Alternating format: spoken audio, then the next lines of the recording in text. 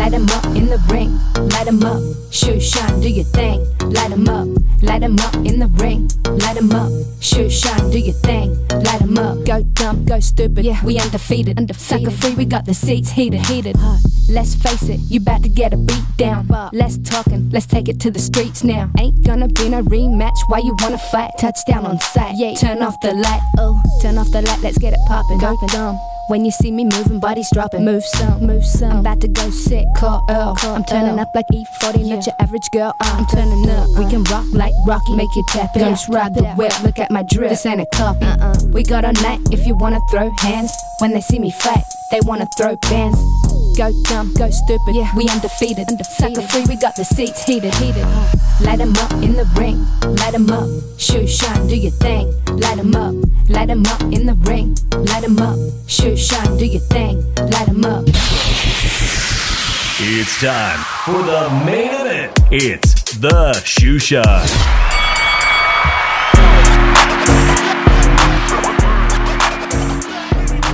¿Qué onda, vatos locos? Damas y caballeros, it's your boy Dave in the 702 coming back at you for that Monday boxing recap known as the Shoe Shine. All right, usually I say joining me all the way from the city of brotherly love, Philly Irish, Drew Evo. ¿Qué pasa? Drew just called me. He just texted me. He says that there's a massive storm that just hit Philly. Yes, they went back to work. For now, the strike is over. But apparently, the weather isn't cooperating on the East Coast. It's hot. It's humid. Meanwhile, it's 100 and I don't fucking know. Let me double check real quick. Excuse my language. It's 110 at least degrees in Las Vegas. Middle of July is the most miserable time ever being a Las Vegas resident, guys. It's 108 degrees. Saludos to everybody joining me in the chat. Boy, do I appreciate everybody. Wiley, Coyote, JC, good to have you. I know it's kind of late. SP, AC Waka, what's up with you, man? Good to see you guys. It is fight week in Las Vegas. And I won't be able to do everything I want to do this weekend, guys, unfortunately. I know that tomorrow should be the grand arrivals at the MGM Grand Casino in Las Vegas. I'm going to do my best to go out there. But believe it or not, even with this ridiculous heat, my landscaper guy wants to do a tree project starting tomorrow.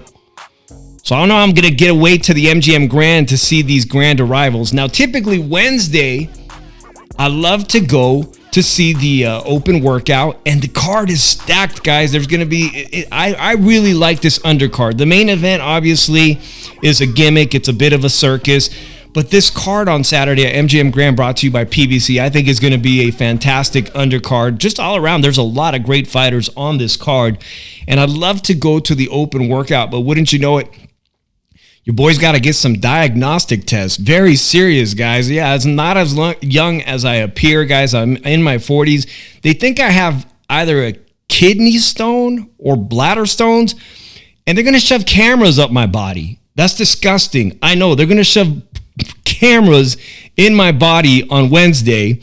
And honestly, from what I've read, it sounds miserable, so I don't know how I'm going to react the day after or for how many days I'm going to be all kind of whack when they shove these cameras up my body to try to see what's going on in my body. So Wednesday is a no-go. I will definitely not be at the open workouts. But the great thing is, guys, that even who wants to watch me streaming it, you guys could watch it on PBC's very own channel here on YouTube and whatnot. But hopefully come Friday, I should be able to go to that open, the free public weigh-in. That would be great. So hopefully on Friday, I'll get to go see Manny Pacquiao hop on the scale for the presumably maybe the very last time of his career, right? 46 years old, going on 47. Good to see you, Tony Boswell. Appreciate you stopping by to show some love, and everybody else in the channel. Now, Drew said he's coming on. He's going to try to come on with some candle or backup power, even using his mobile device. But just an amazing, amazing weekend of boxing that began on Friday, guys. On the right-hand side, you see this statement by Netflix. First of its kind, all women's championship card, brought to you by Jake Paul. Over 6 million global viewers. This is really what boxing needs. It needs this kind of boost domestically here in the U.S. We need to get eyes on the sport. And to me, out of all the streaming apps, they say Netflix is number one in the U.S. Most people, I think well over 75% of Americans have a basic Netflix membership. That's insane. That's great. That's the closest thing we have to people being subscribed back in the day to HBO or Showtime to watch boxing. Netflix could be the new ESPN. As Top Rank looks for a home, they lost their ESPN deal. Maybe that is it. Well, 6 million viewers saw it. I want to know what you guys thought about this all-women's card. Obviously, the main event, which I'm going to comment on just shortly, and I'd like to get Drew's take on it, but the main event did not pan out to be anywhere nearly as good as Amanda Serrano versus Katie Taylor 1 and 2.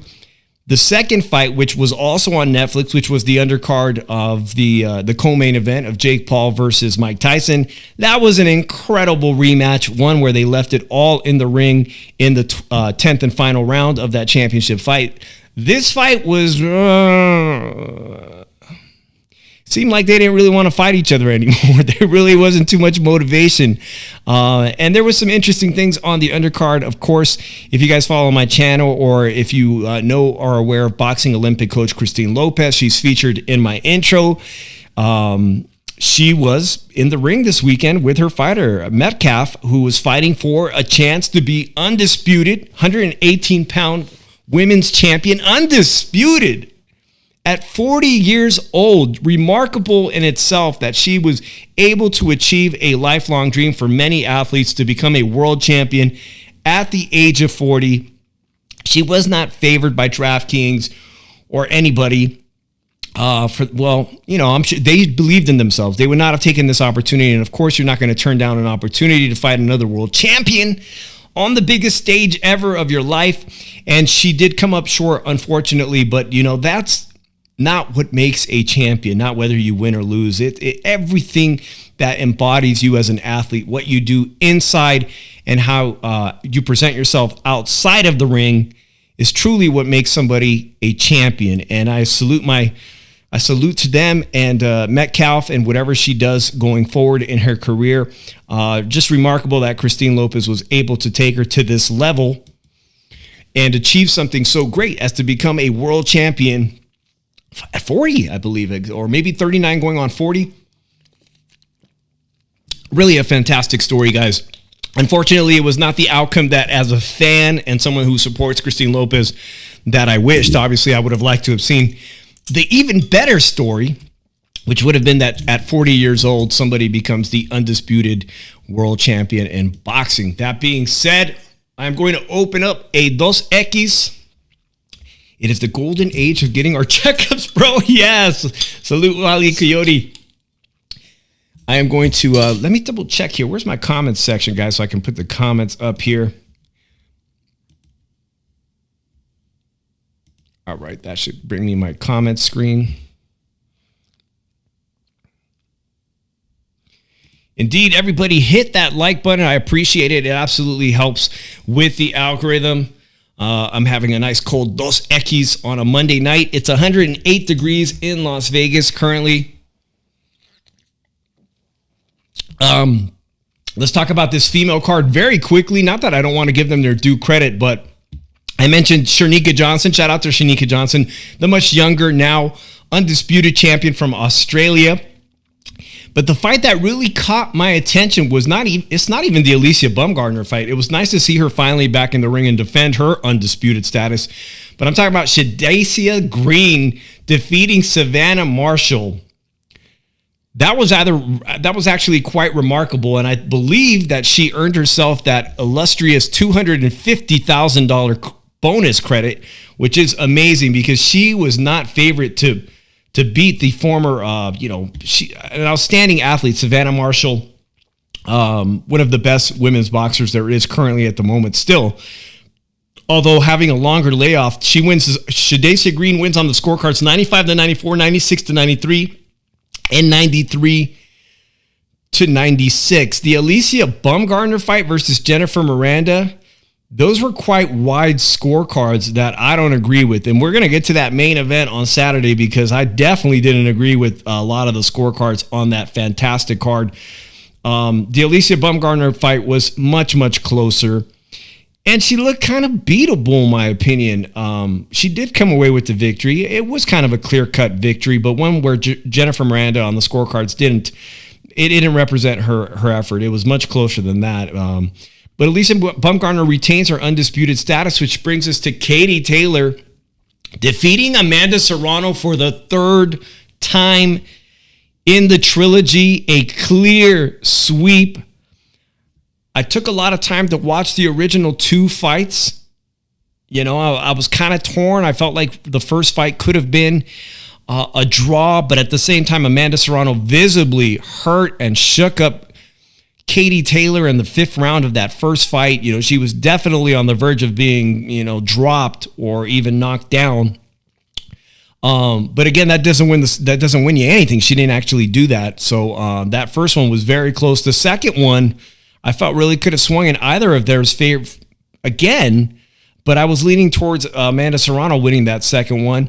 So I kind of feel like, okay, she's gotten the shaft twice, but this night it just felt like nobody really wanted it. And again, I was left scratching my head wondering who won that fight. Unfortunately for Amanda Serrano, and the internet is tough, man, guys. This is one that this boxing antics. I love following them. You guys can follow them, I believe, on Instagram and on Twitter X. But you guys remember very famously, Edgar Berlanga did the tour, his congratulatory parade he threw for himself on the streets of Puerto Rico or New York, wherever he did. But this one is effed up, guys. Amanda Serrano and Edgar Berlanga both losing this weekend. But I'll tell you what, there is a silver lining. There was a Puerto Rican boxer, former champion, becomes champion again. Subriel Matias, out of the three Puerto Rican boxers, he gets the nod. That was rather shocking, guys. Well, good to see everybody here. Tony says it felt more like glorified sparring. Yeah, I had to agree about that one. Both of them seemed extremely, extremely hesitant.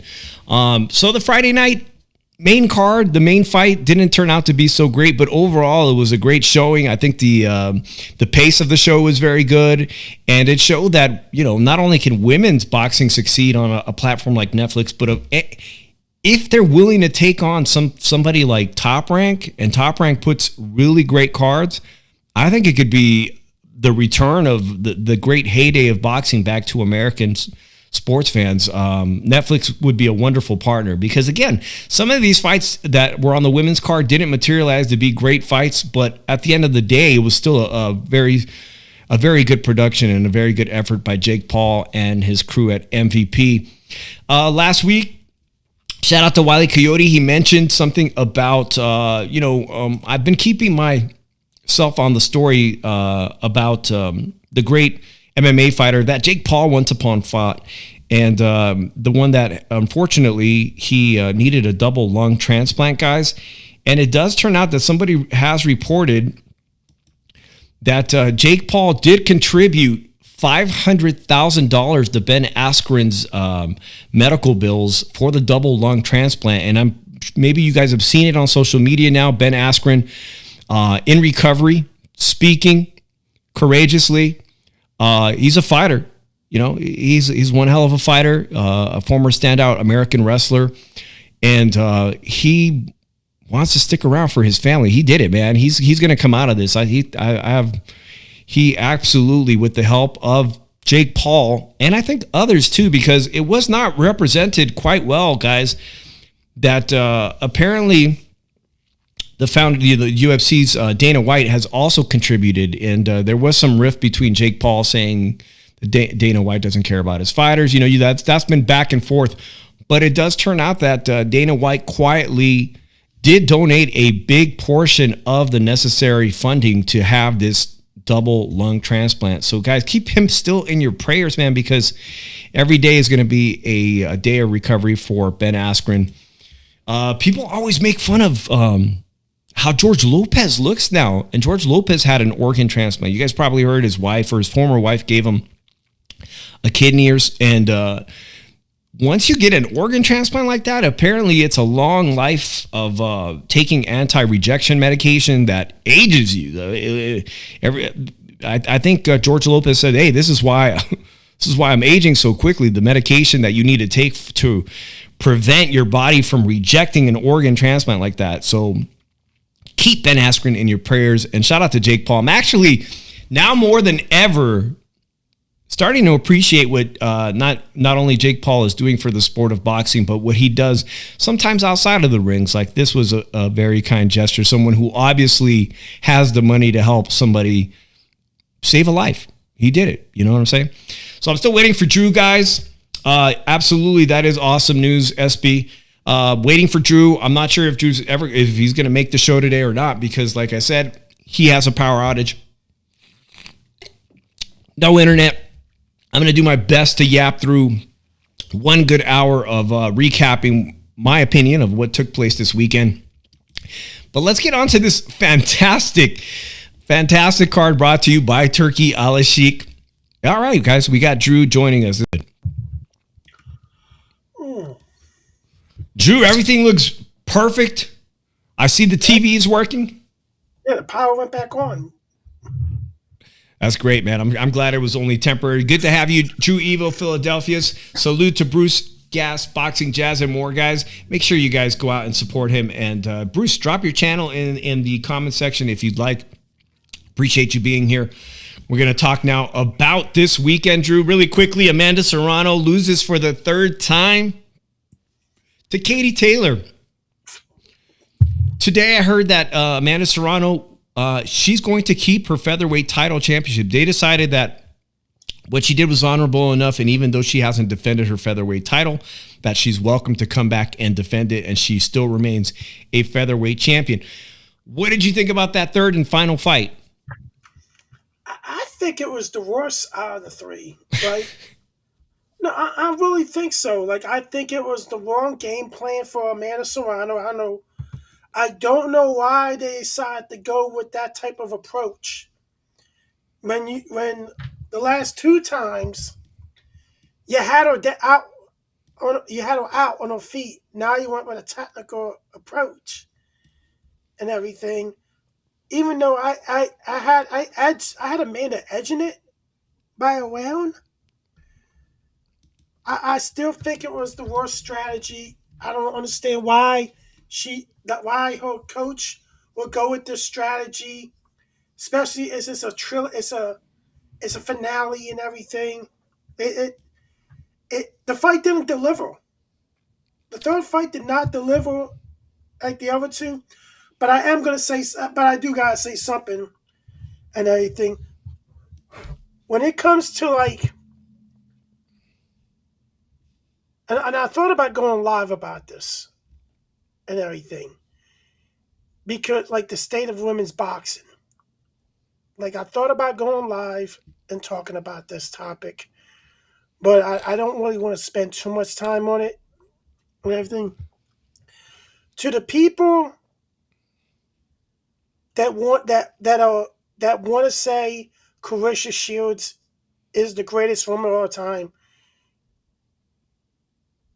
I know why you're saying it and everything, and I know and I know the demographic who say it and everything, but I am going to put out a lot of true facts about this.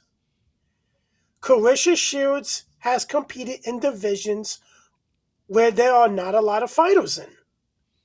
Claressa Shields has competed in divisions where over half of the fighters have sub 500 records. Claressa Shields hasn't really fight that many big names. I think the biggest name she's fought is Savannah Marshall. Right. That is the best fighter she fought on her resume. And I look at it, and then you have people give me all these stupid excuses. Oh, you can't blame who they put in front of her. Tell you the truth, if you are bragging you're the greatest, but you're also trying to pick fights with women that are 5 or 6 weight divisions beneath you, I'm allowed to use that argument. You guys aren't. You can't use that argument. And then to go with this is a stupid one. Oh, you can't count in different eras. Well, here's the thing. If we're talking about the greatest of all time, are we talking about every era? Because I'm like, that's stupid, because here's the thing. Layla Ali will beat the shit out of Carissa Shields in her prime. Okay. Layla Ali will probably stop Carissa Shields because she's suitable to getting hit with a straight left hook, with a straight left hand. That's what knocked her. That Russian knocked her down sparring, and she's known for getting hit a lot with a straight left hand. Ann Wolfe will stop her. I think Ann Wolfe will tear her apart if you look at it. So I think the debate needs to stop. She's not even the greatest of this era. Oh, she's the most accomplished. Who has she fought? Look at the people in her division. There's not a lot of fighters in them, like in the lower weight classes. So let's look at it like this. She's not even that big of a draw, number one. First and foremost, and I think me and you can agree on this, Dave, she's not that big of a draw. Yeah, she was there at the Madison Square Gardens, but to be honest, that last event she had where she headlined, it was a very small type venue. It was not a very well put production either. I think she would be happy. Honestly, she should be happy to be part of such a big televised production like the type that they did. But she thinks she's above that. But honestly, at heavyweight, she doesn't have much competition. The best fighter on her resume is Savannah Marshall, who she's lost to before, right? In the amateurs, I think. Yeah. Right? And she'd have more competition going back to super middleweight, whatever division Shadicia Green and Savannah Marshall were at. So, if we look at it, I think the two best fighters of this era is Katie Taylor and Cassidia Breakus. I know you've mentioned Breakus before. She does have a long list of accomplishments, but right now I'm going to favor and agree with you, Drew, that Katie Taylor, to me, is standing out as one of the greatest of all times, and obviously winning the trilogy in a clean sweep. Yeah, and two are very much debatable. But I thought she lost both Chantel Cameron fights too. But I say this right now. She's fought more names than Carissa Shields. She's a bigger draw than Carissa Shields. So Amanda Serrano is a bigger draw than Carissa Shields. Let's put it out there right now. Alicia Baumgartner is a bigger draw than Carissa Shields. And to look at it, the lower weight classes have a lot more fighters in it, have a lot more names in it. If you're going to, and let's look at it like this. Katie Taylor's a 2-division undisputed champion in her own way. And we have to look at, what is she? Is she a 2 or 3 division, Katie? Not sure, Drew, but I'm just glad you brought up Alicia, because obviously Alicia came away victorious in the co-main event, and now you have Serrano, who has the option to return to 126, which is at least two weight classes down. But to be honest, the great fight for Amanda Serrano now is to just drop 5 pounds and challenge Alicia Baumgartner, which she's kind of been avoiding, in my personal opinion. She's been avoiding Alicia, and that is the fight to make. Is Amanda can either go down and challenge Alicia, so Alicia can have a great fighter like that on her resume, or she can move up and fight Katie Taylor. Taylor. Alicia can move up and fight Katie Taylor. Exactly. But she has called and said, I want Katie Taylor next. Either of those fights, I'd be extremely happy with. And I will favor, and right now, I favor Alicia Baumgartner against Katie Taylor.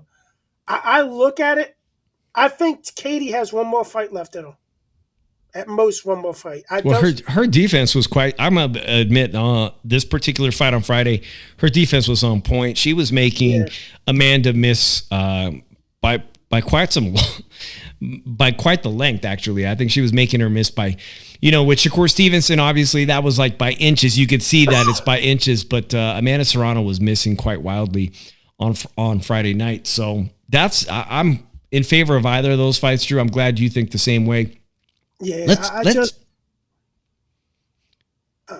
I just think the people with Carissa Shields gotta stop making excuses, stop saying stupid statements and everything. If I I'm gonna have to come and show you off and show you how dumb you are. No, because I had to show a couple of people how dumb they fucking are, and just showed you fucking casuals. Well, Drew, speaking of people being dumb. Fighters be doing some dumb ass shit. Before we get to Saturday night's card, and I was just about to get to it, but you know what? We got some news that we need to break out with. Obviously, I was extremely disappointed. This is going to impact Las Vegas because this fight, Tank Davis had done some dumb ass shit all over again. This is now the second time that he's caught a domestic violence charge. I don't know what in his personal life possesses him to put hands on anybody that he's been romantically linked to or anybody of the opposite gender. But, you got to take a stance against this type of shit. I don't even know how, as boxing promoters, you can continue to stand behind people that, even if they are world champions, it's not a fluke. It didn't happen once. It's now happened twice. The first time was on camera in Miami. The second time not captured on camera. But, I mean, at some point, he's probably going to do jail time again for these domestic violence charges. He might have to just roll with his own promotion. I don't get it, Drew. That's not the only weird, dumb shit. But respectfully, what's your take on Gervonta's situation? Now, the fight rumored to being moved back 5 or 6 weeks. They also say he hasn't even started to train for the Lamont Roach fight. So it's like, it benefits him that he caught a domestic violence charge. It doesn't benefit anybody else. And I'm rather disturbed by it, to be honest. But what do you think? I think it's time for Roach to move on. Yeah, you could say that Tank ducked you and everything for a rematch, and you kind of got robbed of a victory by him. He did? by the referee, and the judges. I thought he clearly won the fight, 8-4 with a knockdown, and I think the referee should have been investigated.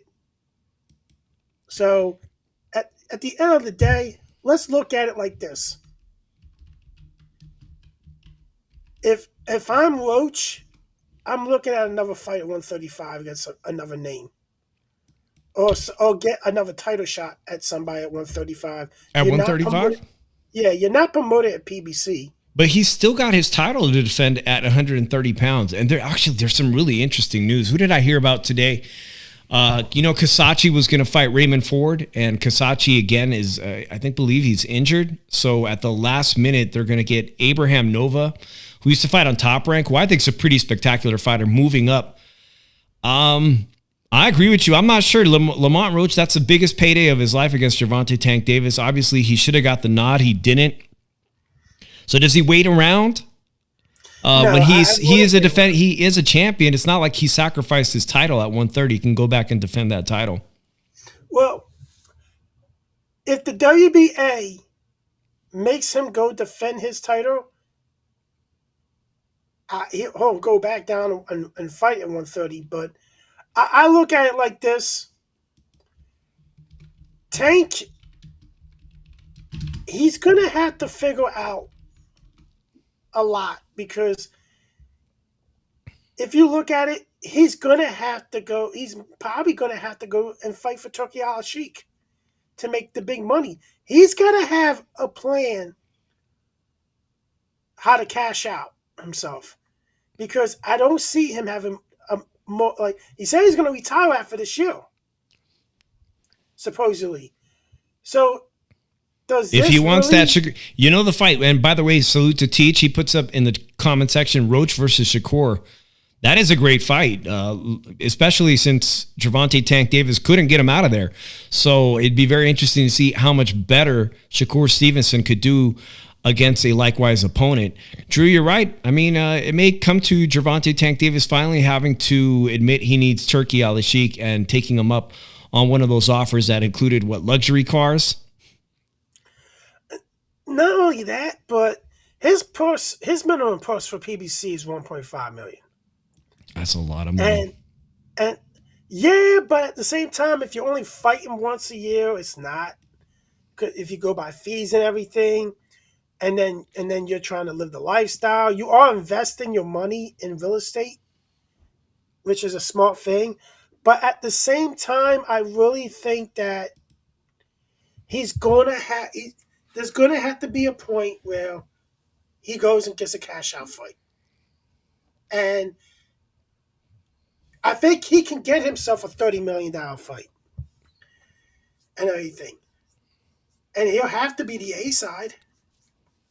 Like, if you look at it, Turkey's going to have to make him the A side. But well, speaking of Riyadh season fights, these two fighters were in New York City this week. I'm talking about bad behavior coming from boxers, Drew. Devin Haney is really trying to get in Brian Norman's head with everything possible. And actually, they had an interaction this weekend that I thought was some shenanigans, some bullshit. I'm not sure if you saw what happened, Drew, but Devin Haney, who travels with a whole boatload of security guards, well, it seems that they stepped up to Brian Norman off in the wings, and I'm not sure if you saw, but they really effed up Brian Norman, man. This is not cool. This is the world champion, in my opinion, right now, the best, at least his trajectory for champions at welterweight. And Devin Haney's thugs ripping the T-shirt off the world champion right here. It's an honor. Honestly, Devin Haney should feel honored, considering his performances at 140 pounds recently, or whatever catch weight that was, that he's getting a crack at Brian Norman, the world champion, because of Riyadh season, ripping the man's T-shirt. And like I said, the internet is, they always win, man. This shit is hilarious to me. Here's the thing. I think shout out to Boxing Antics. This is great. I think Haney's got to get new bodyguards because they did give the bodyguard some work. Man, it's not even cool. They didn't even need that. Let me tell you guys. Today, I saw the greatest interview of the week, and it's going to be hard to top. Ariel Helwani had Shakur Stevenson. First off, he's interviewing Conor Benn. This is out on YouTube today. Conor Benn has been in New York for the fights. In comes Shakur Stevenson. Conor Benn rips Shakur Stevenson. They go at it back and forth. Shakur Stevenson saying, "Damn, you're not even that big." That was good. That was good work by Ariel Helwani. Drew, I am shocked, but Shakur Stevenson really is bigger than Conor Benn, who just fought Chris Eubanks at middleweight. He really is bigger. I mean, you look at them side by side, and I was like, that's Conor Benn, who was on enclomiphene on testosterone supplements, and Shakur's naturally bigger than him, wider than him, shoulders are bigger. I'm like, damn, I thought Conor Benn was massive, but Shakur is talking about, I'll fight Conor Benn. He's saying, I'll move up to 2 weight classes to fight you. I don't know if that's going to materialize, but now that Turkey Al-Sheikh probably knows the intention of Shakur, who's a 135-pound champion, probably could clean out the division, saying he'll fuck with Conor Benn. He'll fight Conor Benn. I think that's great, guys. Go check out that interview today by Ariel Helwani, because Shakur Stevenson and Conor Benn, a lot of bad blood. Are you excited, Drew, about Brian Norman versus Haney? Not really. I think Haney's going to take a good shot. He's going to wind up winning the rest of the fight. I don't think Haney can handle Brian Norman's power. Yeah, I don't think so either. All right, lastly, Linda Hernandez, shout out to you. You put this in the comment section today. Fighters behaving badly. Actually, Conor McGregor, he fought Mayweather once. I guess he considered himself earlier in his career a boxer. Drew, this is just cheese, man, what we call gossip, man. But today, there's pictures of him going around Twitter. I guess he's sending dick pics to female rap artists, I guess. And she responded that, don't be sending me your crooked ass dick pics. Do you know who I am? But Conor McGregor is in a relationship like he has been for a very long time. He's been accused of sexual assault. He's sending pictures, naked pictures of himself to other female celebrities. Somebody just responded, and it makes perfect sense, because if it's not his wife, guys, they said this is an open relationship, and all she cares about, obviously, is the great dollar, right? I mean, you know, if she knows what he's up to. I mean, she doesn't give a shit. It's an open relationship. So who am I to frown upon that? But thank you, Linda, for bringing that up. Wiley says McGregor's done. I mean, if she shows that pic, he might be done. I mean, what are you doing, bro? You're too big of a celebrity to be needing to send that calling card. But anyways, that's fighters behaving badly, guys. Let's get on to that main event Saturday, which was, I think, finally Turkey redeemed himself and put on a great card in New York City, Drew. I was wrong. I kept saying, are they crazy? That stadium in Queens was it was ventilated, AC, and had a roof. And everybody seems to have really enjoyed the fight at the place in Queens. It looked so much better when I got to see pictures people were sharing. I'm like, okay, first off, Turkey got that right now. The venue's right. The venue's good. It's far. I heard today that Amilcar was there for the fight. Shout out to Amilcar, my maestro on YouTube. I'm a main Phillies fan. Who's a Phillies fan? Maestro. Maestro's a Philly fan? Number one Phillies fan. Philly? Oh, shit. I didn't know that. Him being a New Yorker, he's not a Mets or Yankees fan? Yeah, he's a Phillies fan. All right, man. Well, shout out to your Phillies. Shout out to all the baseball fans. Take him to the Phillies game, man. Shout out to everybody. Take him up on that, Maestro, and shout out to everybody that's going to be enjoying the All-Star game tomorrow. Hopefully, my team will have a better second half, a tennis venue, bro. And sometimes, Wiley, those kind of venues can actually make for a great venue for boxing. It looked like everybody had a good seat in that spot, which brings us to the very first fight, Drew. David Morrell versus Imam Katayev. Somehow, David Morrell, who I think did not win more than 4 rounds, and also was dropped for the very first time by this massive puncher. Take a look at this guy's back, shoulders, and arms. He's not particularly tall for super middleweight division, but he is ridiculously strong. Drew, he fights with Eye of the Tiger, and he frequently is sparred with Artur Beterbiev, and Beterbiev speaks great volumes about the guy's strength. He's a bronze medalist. I had seen tape of him, almost all knockouts, almost has the same number of professional fights as David Morrell. But David Morrell, after moving up from 168 to 175, I've not been impressed by any of his performances. At one time, I thought he was the boogeyman. At one time, I thought he was going to give Canelo Alvarez one of the best fights at 168 possible. Now, after 3 fights at light heavyweight, Drew, I'm not sure he ever wins a world title at light heavyweight, ever. Because all 3 performances have been, he's struggled or straight up got his ass whooped by David Benavidez. But what does the chat think? What does Drew think?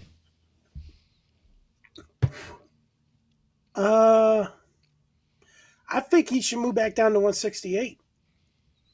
I think he's not ready for 175.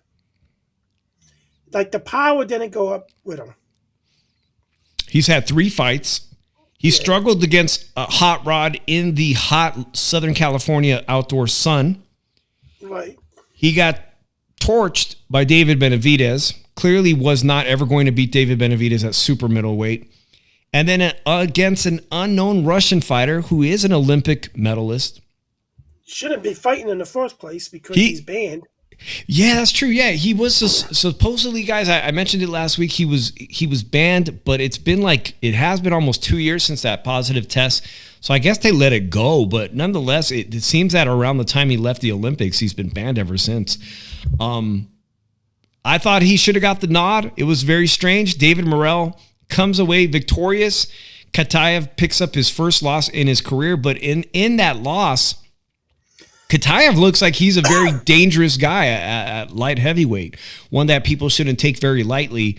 And moving forward, I would say that I rank Katayev as higher in the division than David Morrell. Yeah. That is true. Talk of SD at 168. He is a monster. He was a monster. I remember the fight. I believe it was at that place. So it is in Minnesota. If you guys know the name of that place that PBC would hold a lot of the fights. The Armory. Yeah. He did send somebody. At 168, he was practically deadly. But for some strange reason, even though he has the height and the speed and the movement at light heavyweight, that power has not transcended in any of those three fights that I could see that he's hurt either of, I don't think that he really hurt anybody in this division.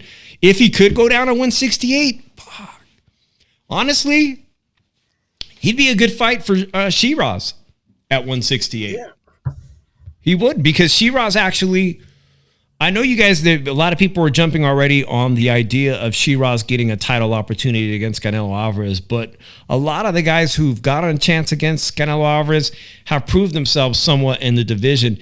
And what Shiraz did, no taking away from him, was spectacular to be able to finish Edgar Berlanga in a manner that Canelo wasn't able to. But typically, Canelo asks quite a bit of you. Do you have a title? What do you bring to the table? What's your resume look like? At the moment, Shiraz's resume, when he stepped up to world championship fighters, he should have lost to Carlos Adames. And he has a great win, a spectacular victory over Edgar Berlanga, who's not a former world champion at all. Let's move on to the next fight really quickly, because it was also a very weird scorecard, Drew. Actually, let me show you guys the CompuBox. It's quite big here, Drew. Sorry. This is for David Morrell, who picked up the win. Morrell, even in the 10th round, 21 to 28 punches by Katayev. The 9th round, he had a good round, 31 to 18. 8th round, 18 to 12. 7th round, he 13 to 15. Katayev, yeah. It was a very close fight, but with that knockdown, easily should have gone to Katayev. Drew, the very next fight is shocking. Speaking of cheats, I mentioned this last week, but Alberto Puello, who was the champion and now is no longer the champion, regained his title after being suspended for also using a testosterone booster known as Clomid, which he had a baby. He had a baby out of it, very similar to the drug or the PED that Katayev had been using in clomiphene. He loses his title. Subriel Matias is the latest Puerto Rican champion, regains his title. He becomes world champion at 140 pounds. And I'm curious what you think, because in this fight, I thought that Puello did enough as a boxer, counter-punching slick, you know what I mean? The pressure of Matias was perfect. It was about as good as he could do. And they seemed to favor the pressure fighter in Matias, when I thought that, I thought Puello beat him in this fight. Very close fight, but what do you think? I had an 8-4 Puello. You had a Puello too, right? Yeah, I had an 8-4. I didn't understand the scorecards. Like, I didn't understand what they were watching. Because I thought Puello clearly won the fight. I thought he boxed a good fight. I don't know. It's just one of those things that they're going to give the aggressor more of the benefit of the doubt. Yeah, I tweeted right after that. I'm like, well, shit, I hope the judges are so kind to El Camarón William Zepeda, because we know that he is a straight-up pressure Mexican fighter. And Matias was rewarded. He was rewarded for that pressure.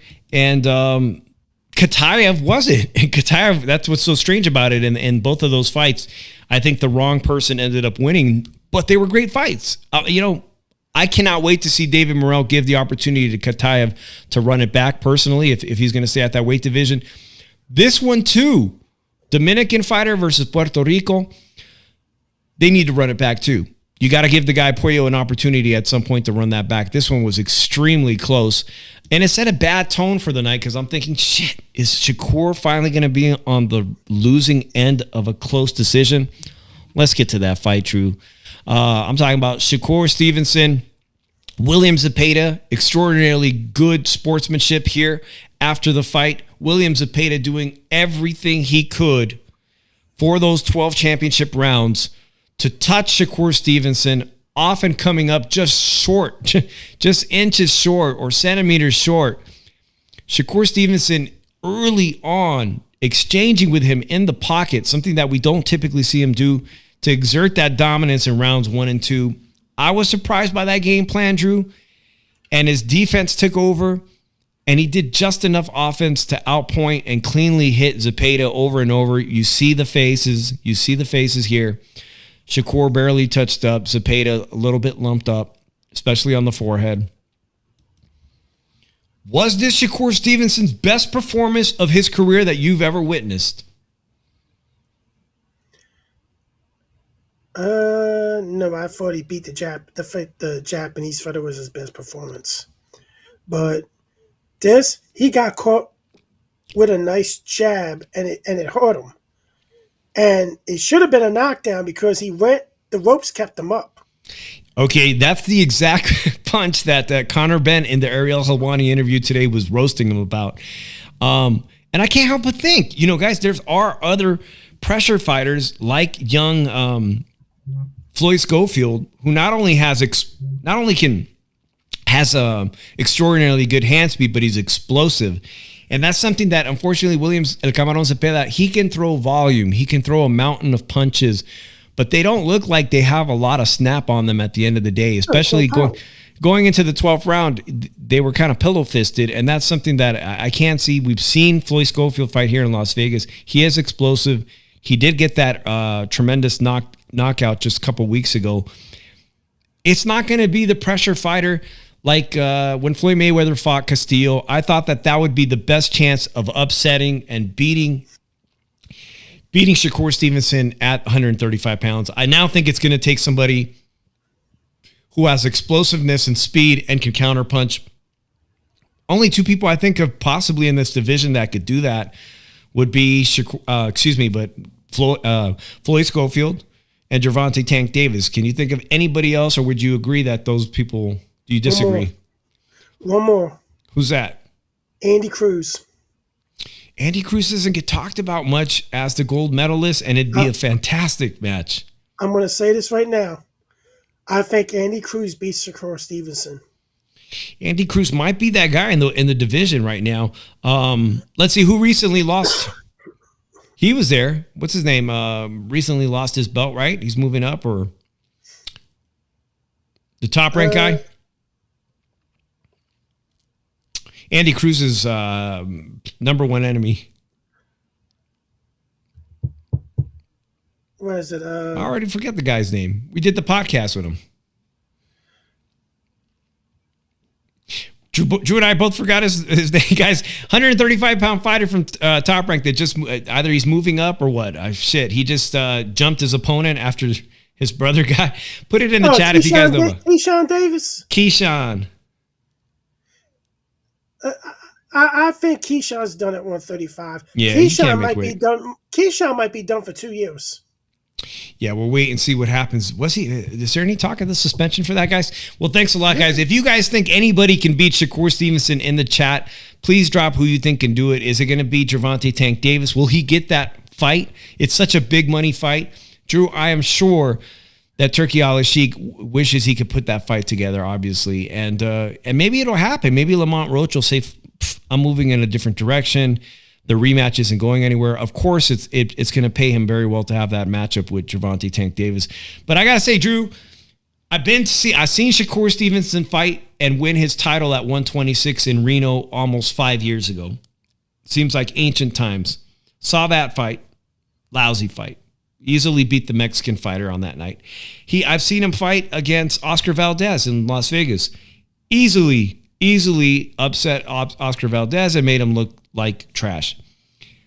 Now, he didn't make Cameron Zepeda look like trash, but he clearly won that fight. I didn't think it was close. I'm sorry. No, it wasn't close. It wasn't close. There was a lot of punches thrown, but I'm not saying it was close either. I think that's the best William Zepeda could do. I don't think he ever gets closer than that. Here's the thing. And this is my violation. You know my violation of William Zepeda. Volume puncher doesn't have the knockout power. So you know So I was right about this dude. And I think people should look at my analysis more about photos more often. You're welcome. Well, you definitely got the next one right. Moving on to the big fight. The big fight. Oh my God. The first two rounds didn't really amount to much. I think the first two rounds, both of these fighters fighting off their high guard.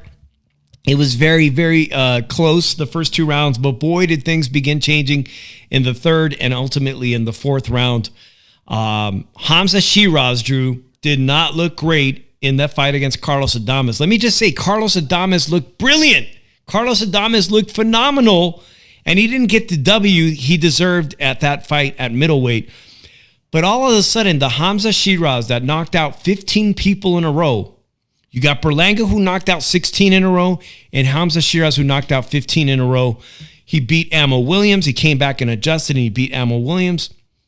We got that guy again, Drew. Hamza Shiraz. The guy we thought that would clean out the middleweight division is now a super middleweight, and he made a grand entrance into the division, putting everybody on high alert in a spectacular KO finish of the self-proclaimed King of New York, self-proclaimed whatever he is. He whooped him. What's your takeaway, Drew? Did I tell you it was going to happen in the fifth round? He was going to end him in the fifth round. And look what happens. He ends him in the fifth round. But I said this. You want to know who Hamza Shiraz is comparable to? Who do I think he's? I think he's comparable. I'm thinking right now off the top of my head to two fighters that are very much active, two fighters that are, as of today, are world champions. Would you like to know who I think he's comparable to? Yeah. The 154-pound champion who's fighting this Saturday, Sebastian Fundora, is a very close resemblance of Shiraz to me. And somebody else that you might not think, and that's Zurdo Ramirez. At 168 pounds, Zurdo Ramirez had a good run being a world champion at 168. He's got that height. He's got the height and the gifts. I am going to disagree with both of them because I tell you this right now, I think Shiraz is better than both of them. He most likely is. He's better skilled. He's better footwork and everything. I think he's a better boxer than both of them. But you want to know who I compare him to? Former unified middleweight champion Kelly Pavlik. He does have Kelly Pavlik's long and lanky. Yeah, he does. But he's more technical and he's faster than Pavlik. Yeah, Pavlik wasn't that fast, and but Kelly Pavlik early in David Benavidez' career as a teenager, when he was already working out with Kelly Pavlik, and they would bring on David Benavidez as a young teenager because he had that type of height. He had that type of height and reach that Kelly Pavlik needed in a sparring partner. Drew, it was a spectacular beating. I'm going to say this. I've watched the fight again today. Rounds 1 and 2 were rather uneventful. Round 3, Berlanga landed a few good shots, including some good left hooks. But toward the end of round 3, Berlanga started eating uppercuts and combination punches, which led into that fourth round where he was stunned by a hook. And then ultimately there was a 3 or 4 punch combo that was the first knockdown. Well, the first knockdown of 2 in the fourth round. I'm watching the fight, and I'm seeing the stance of Berlanga, the position of his hands, and everything. The positions of his hands were not the right way. If you're facing a guy that can get around your guard, that's fast and everything, you want to keep your hands close to you. His hands were away from him. His hand was like this. Talking about Berlanga? Yeah, Berlanga. Yeah, he was trying to operate off that high guard. But you're right, man. He's got some sneaky hooks. Shiraz does, and he's got a really underrated inside boxing game that we got to see really show itself this weekend. Berlanga's ring IQ is not there, and that's here's the thing. When you're boxing a guy in the first 2 rounds the way they were, because Shiraz was baiting him to keep him in that setup. So, hey, I'm not going to do it off the back. I'm going to set him there. I'm going to let him set up. I'm going to keep him confident a little bit. And when it came to the fourth round, Berlanga got confidence a little bit to start stepping up a little bit. But it turned out that Shiraz was able to beat him to the punch and get that 4-punch combination with the first knockdown. And then the second knockdown, then they stopped the belt. Absolutely. They stopped the round. He makes it through the round. He goes there, and I said this: Berlanga's done. The first bit of trouble, the ref stopping the fight. Berlanga's not there. He's not all there. He was still dazed from that knockdown because that combination that put him on his back fucked him up right there. It was surprisingly he got up. He's got heart, but I think he should have took an 8 count to gather his thoughts a little bit, buy him some time and everything. It didn't help him getting up, storming right up real quickly and everything. It did not help him at all. You take the 8 count, you gather yourself, get away, go back to your corner, buy some time for yourself, and get back out there. But once he did that, the fight was over. Yeah, he miscalculated how much time he needed to regroup himself, and people have been mocking that as he's hitting his gloves as he's down on the canvas. And Drew, you guys mentioned that this is going to be probably the fight of the weekend, the rematch between Tim Tszyu and one of the nicest boxers I've met in Las Vegas, Sebastian Fundora. This fight against Lubin, I think if Berlanga had not gotten knocked out in the 5th round, it would have gone the way of Lubin when he had his face rearranged here. Just spectacular hooks. Even though Lubin tried to have a high guard, the punches were starting to get to Edgar Berlanga, cracking his guard with the uppercuts and then using those hooks around the ears. I'm looking forward to that rematch between Tim Tszyu and Sebastian Fundora this weekend. The main reason why I can't make a comparison to Shiraz and Fundora, because Fundora leaves himself open too goddamn much to get countered. Like, he does not use his height a lot to his advantage. And he's opens himself up to a counter. Like that picture right there, he's open to a counter shot. A better punching. Oh, I took that picture down. I got this one here on the screen now. A better puncher, or a better footwork could have been able to slip through and counter Fundora right there. And it's just like he gets countered a lot, Fundora, in that angle. But I look at it. If we look at this fight, the big cut is probably saved Fundora and gave him a title, because they had, like, I believe that 10 people failed him that night. I think they failed him the rest of the ever since that fight on, they failed him and everything. They should have took the technical decision, because they had it in the cards. But when as long as the fight goes, Fundora got there, went after the head and everything, opened the cup more, got the decision. Like, if we look at it like this, I believe Tim Tszyu will win this fight. Well, you know what we're doing right now, Drew? We're talking about our very next episode, which I hope we could do Thursday night if you're available, Drew, for our big fight preview, because I don't even want to get into that yet. Yeah. This massive card coming up, we're going to do all our picks.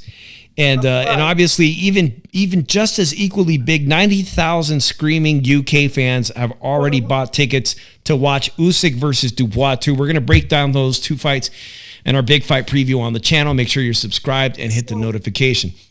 So let's look at it like this. I think if we're going to, like, now, I would be more fearful of Shiraz than Benavidez if I'm Canelo. Because Shiraz has footwork and power. Benavidez comes forward. If you hit him, if he's going to have his heyday, that he's going to tell he takes too much punishment, because he does take punishment. Benavidez going in on somebody, but I really think Shiraz is the more dangerous fighter. And if we looked at I think he beats anybody at 168. You think during his prime that he could bust it up like he did Liam Smith's brother, how he busted up Caleb Smith, that he would be equally successful? Because now Canelo's taking on a much smaller opponent in Terrence Bud Crawford, September 13th in Las Vegas. But they're just a lot more dangerous fighters. The two most dangerous fighters at super middleweight, if you ask me today, with everything that's just happened, at the top of my list is Christian and Billy and Shiraz are probably the two most dangerous. And to be honest, there's two guys at middleweight, Drew, that could probably move up and be equally dangerous fights. And the other one is going to be Janibek at 160, and Carlos Adames moving up could potentially also be very dangerous opponents for Canelo. Everybody's talking about it. Will Turkey ask Canelo in his 4-fight deal to give a shot to this young Hamza Shiraz, who in my opinion is probably not ready for Canelo? In my opinion, Shiraz needs to fight. He a perfect fighter who's fighting July. Is it coming up this Saturday? Shit, there's so many good fights. True. You know who he needs to fight? Bruno Sarachi. Hey, that's a good fight. Okay, I'm not going to put down Bruno Sarachi. That is a very makeable and good fight, considering that, in my opinion, he should have got the nod twice against Jaime Munguia. But no, I'm thinking of Diego Pacheco, who fights this Saturday. Oh, he dismantles Diego Pacheco. Well, let me see it, man. Diego Pacheco's David Benavidez' top sparring partner. Diego Pacheco has nothing on Hamza Shiraz. He would not stop Diego Pacheco inside 8 rounds. I want to see it. Hey, is that not a DAZN fight? If they both, it's a matchroom boxing. Let's look at it like this. I think he beats Billy. I think he beats Pacheco. I think he dismantles Caleb Plant. Caleb Plant. By the way, anybody who's still interested in who Edgar Berlanga should fight, it's two guys coming off a big loss with bad blood, and that's Caleb Plant versus Edgar Berlanga. And from what I understand, Edgar Berlanga does not have a promoter. It was a one-shot deal. He made record amounts of money in his career fighting Canelo Alvarez. He made a berlantic payday as a co-main event this weekend.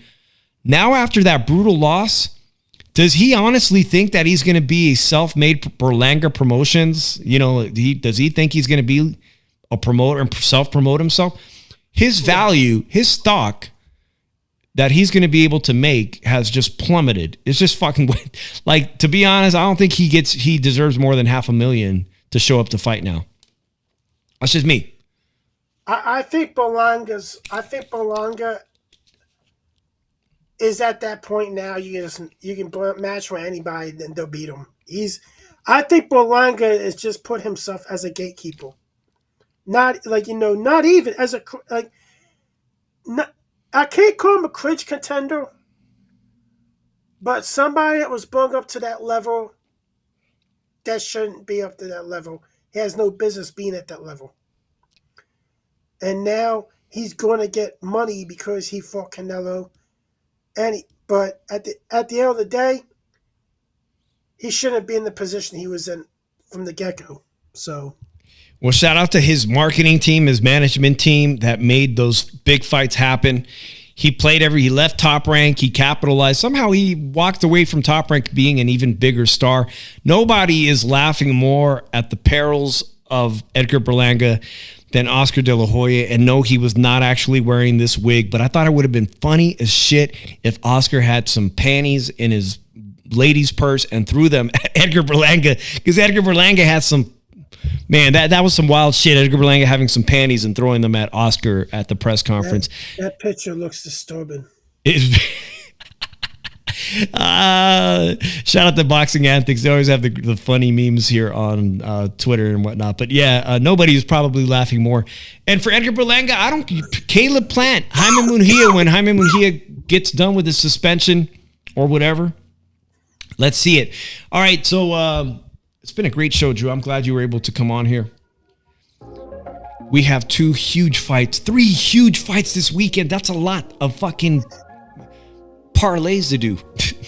We got to look at the odds, guys. Saturday afternoon in the UK, 90,000 seats at the O2 Arena. We have the rematch. Obviously, this one you could talk about for a full hour, and I'm sure there's boxing channels talking about this fight for 3 hours. Usyk versus Dubois as they travel through London today to promote the big fight July 19th. I saw that Dubois was also on a bus of his own. So that's coming up Saturday afternoon. Saturday in Las Vegas. An incredibly deep card. The main event, still a lot of people struggling to understand how a 46-year-old Manny Pacquiao got ranked.